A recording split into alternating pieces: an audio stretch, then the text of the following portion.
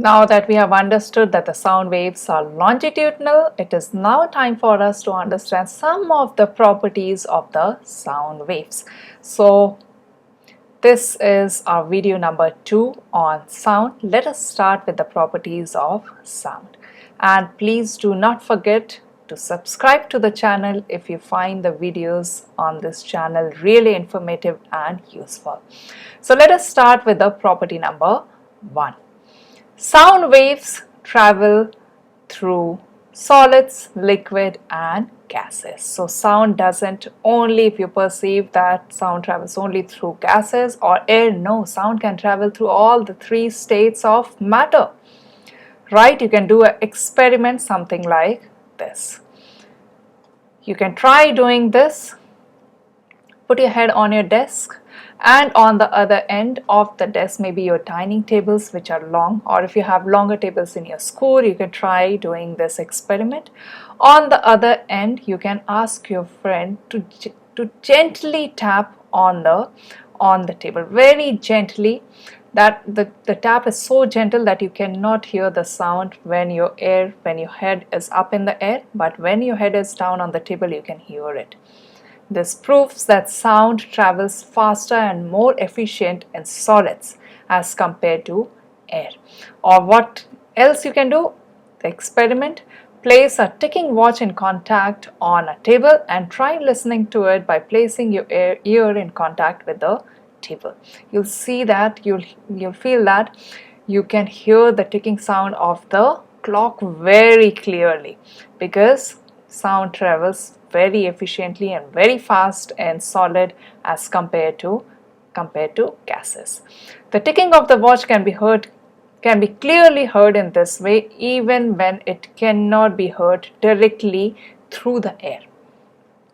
Right? So this is a very, very important point. Let us understand it through some data here on this screen. So what is this screen telling us? Of the 3 mediums, gas, liquid and solid, sound waves travels the slowest through the gases, faster through the liquids and fastest through the solid. Let us look at some of the data which is given here. Air, which is a gas, look at the speed of the sound, 340, gas. Let us pick up a liquid. For example, alcohol or water. Let us pick up water, which is a liquid. Look at the speed of the sound, 1460.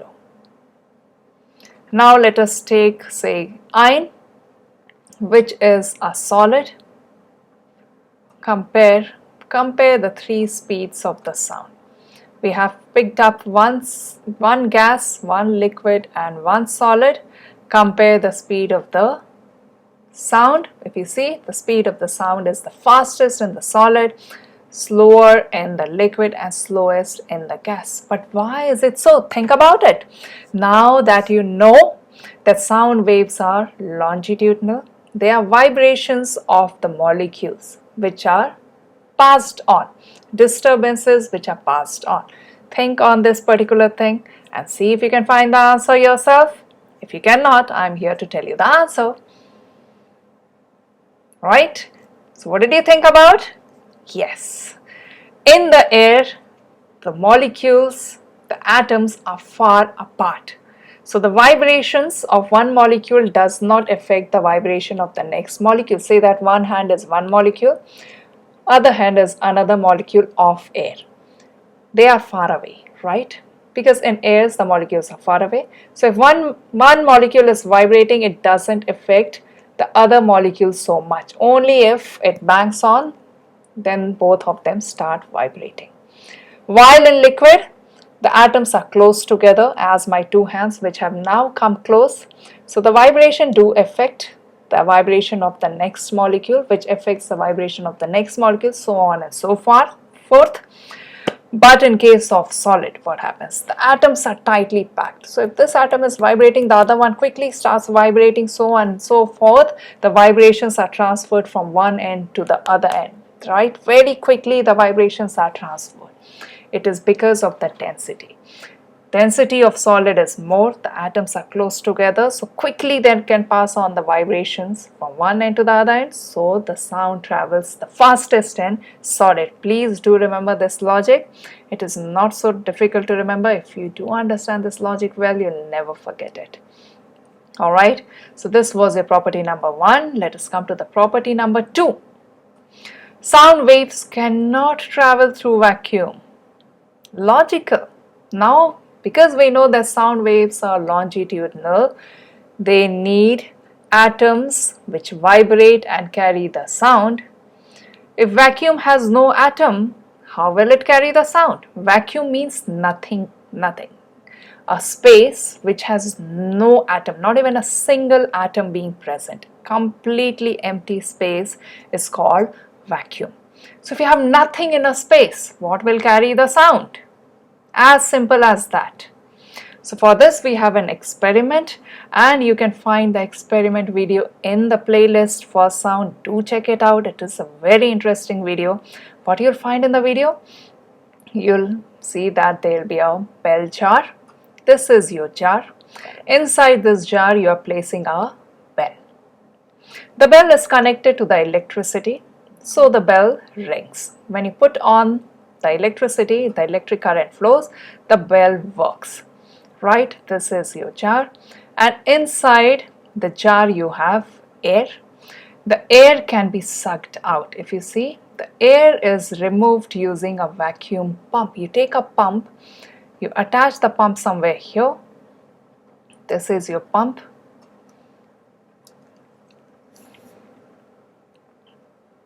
Okay, the pump will extract, it will pull out the air, and ultimately inside the jar you'll have no air.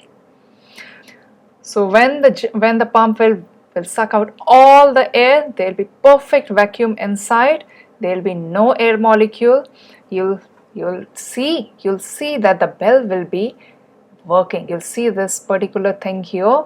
It will be banging on to the bell. You see it working, but you cannot hear it. Sound will not come out, but you can still see it. Why can you see it? Because light can travel inside the jar. Light does not need a medium to travel. Sound needs a medium to travel. You can see, that means the light can pass through vacuum. You cannot hear. Why? Because the sound cannot come to it, because sound cannot travel in vacuum. So this experiment talks about two fundamentals. Light does not need a medium to travel. Sound needs a medium to travel. So this will be your observation, as 2 bullet points have come on the screen now. Let us read them. As the air is pumped out of the bell jar, the ringing sound will slowly fade away and can no longer be heard when there be perfect vacuum. When the air is let back into the bell jar, the ringing sound returns and can be heard again. So please do watch this experiment video to understand how this experiment works. So very important property for you to understand, property number 2. Alright, let us come to the property number 3. Sound waves can be reflected. Like light can be reflected from the mirror, even sound can be reflected from surfaces. And the reflection of sound is called echo. Experiment that you can do yourself.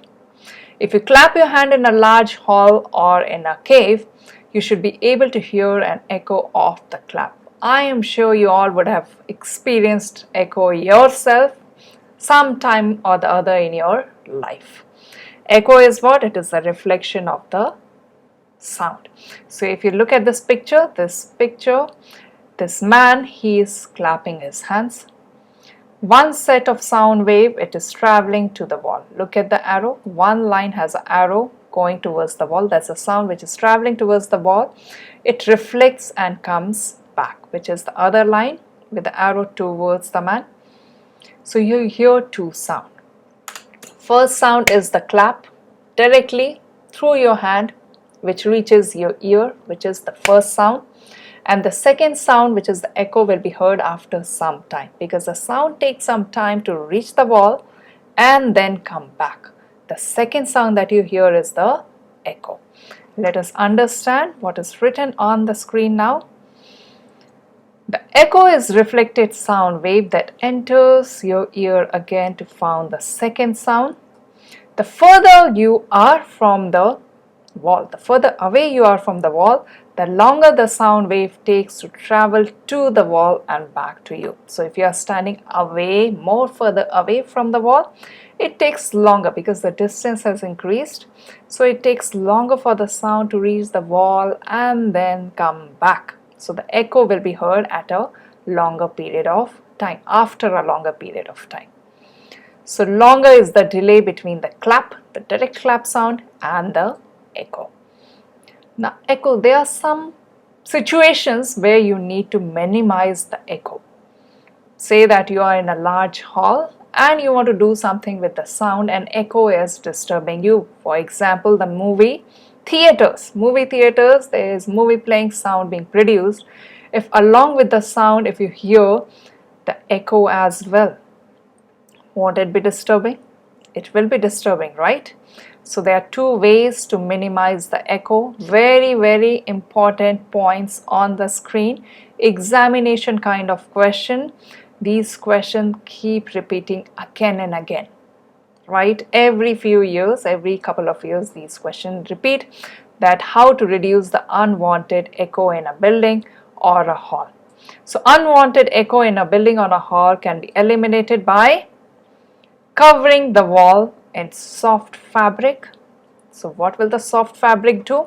It will absorb the sound. Soft fabric will absorb the sound instead of reflecting them, so no echo can be heard. So one of the things you can cover in soft fabric, so it's absorbed. The reasoning, the things that it does, it absorbs the sound.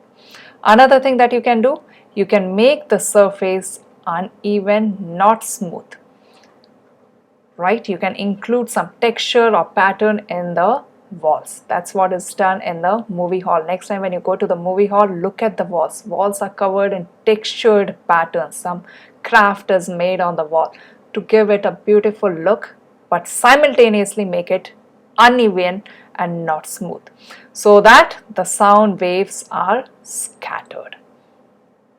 So what does it do? It scatters the sound wave. So two reasonings: soft fabric will absorb, unevenness will scatter, or it will break the sound into pieces so that you cannot hear the echo, you cannot sense the echo, right? Two reasons, very, very important. Please do understand and understand the reasoning that goes with the 2 points that you give in your answer as well. Soft fabric absorbs, uneven textures, they scatter or they break the sound wave, right? So these are the two ways in which you can eliminate the echo. Alright, some very, very important points here now. Investigating sound, comparing the waveforms. This is done through a device which is known as oscilloscope. Now please listen carefully. Even for the video of the oscilloscope, do check out the library. We have a video on the working of the oscilloscope as well in the library for sound on this channel, right? So how do you determine the loudness of the sound? When you observe the sound on an oscilloscope, the sound is given as a sinusoidal curve. Sinusoidal curve. So that's sound A. Second picture is your sound B. It is a sinusoidal curve of another kind of a sound, and for sound C you have another sinusoidal curve. The graphs for different kind of sound. It is created by this device, oscilloscope, right? So when you look at the graphs, how do you determine which is the loudest? By just looking at the graph, you can determine the loudness and the pitch of the sound. So please do remember, amplitude determines the loudness. The larger the amplitude, the louder the sound is. So out of the three sounds that you see here, which one has the highest amplitude? To determine the amplitude, first things first, you draw the center line. Where is the center line? The center line goes something like this. Center line goes something like this.